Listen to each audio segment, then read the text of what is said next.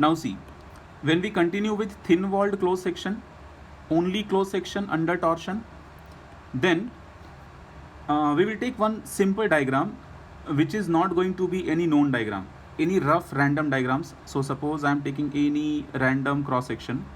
Suppose this is my random cross section and it has to be thin walled, so I have to show both the walls here, inner wall and outer wall. So this is now my outer wall, and you guys try to understand, everywhere it is similar. I mean, this inner line and outer line, they are similar. So this is thin walled actually. If you will zoom any, suppose you are zooming this portion, so this portion will look exactly the same, like this, zooming this portion, okay, because it is thin walled and close. Now see, it will be having beam coming from somewhere, like the length will be somewhere. So already it is a closed section, already it is thin walled. Now by assumption we will convert this thin wall into its mean line. It means what? Already it is thin walled, but we have to convert this section into thin line. Thin line means this, that is called mean line. Mean line, like in middle I am drawing the mean line. I hope you are able to see. And exactly in same way you have to draw mean line. Actually my diagram is little bit difficult. I could have taken very simple diagram, but it's okay. Now I have to show you, you can see, you just see this much. Here you have different thickness, right? And you see this much. Here you have different thickness. So suppose this is T1 thickness, this is T2 thickness. So actually if you will go like this, the same thickness will travel. I mean, in this portion you have same thickness everywhere. In same way, in this portion you have same cross sectional thickness. I am talking everywhere, okay?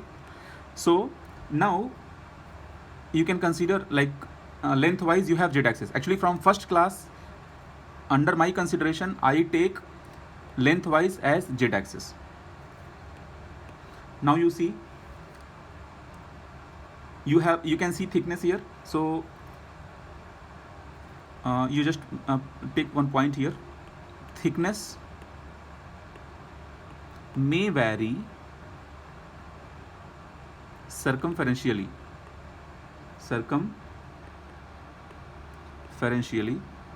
My spelling may go wrong,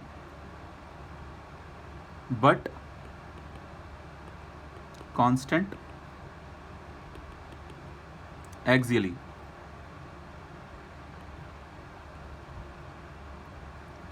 Then in my diagram you can see the red line. This red line is the mean line. So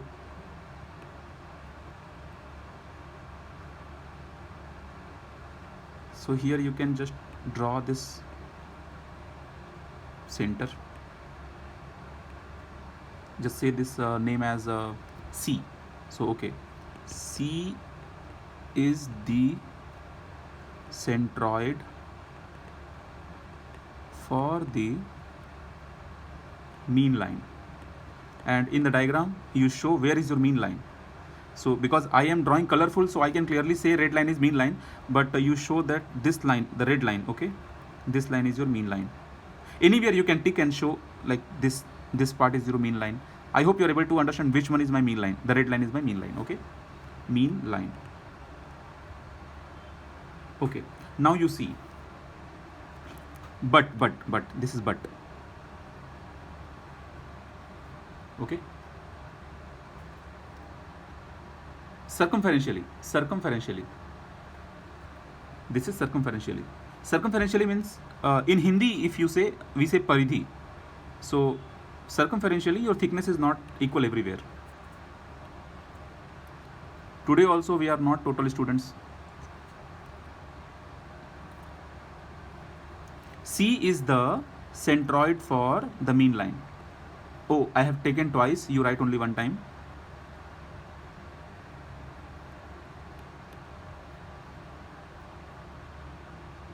I was expecting at least all 27 will be today. Now see, what will I do? I will just draw the red line. So I am drawing this red line here.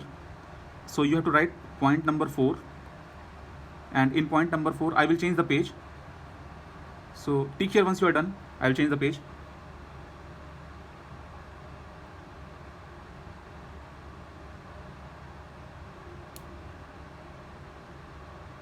Almost everyone? Very good. Okay, I will change the page. Saranjit, over.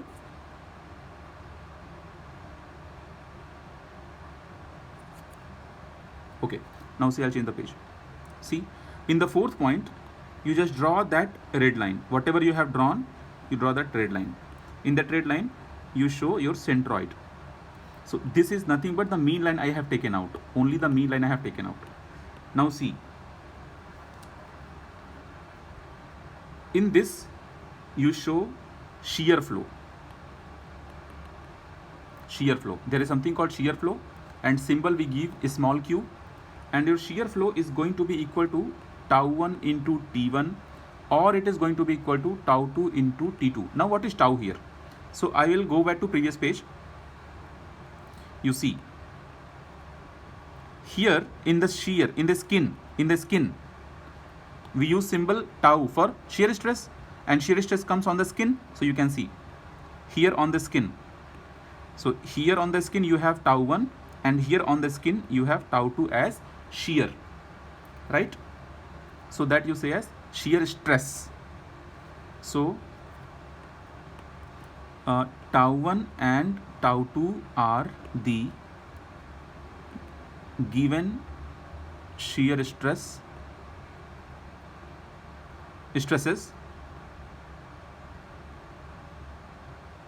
for thickness T1 and T2.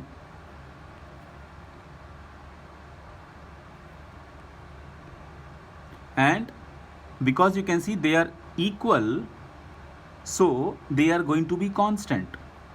Yes, along the line. Now under this topic we have to take 4 or 5 more important points, and then we will see some numericals.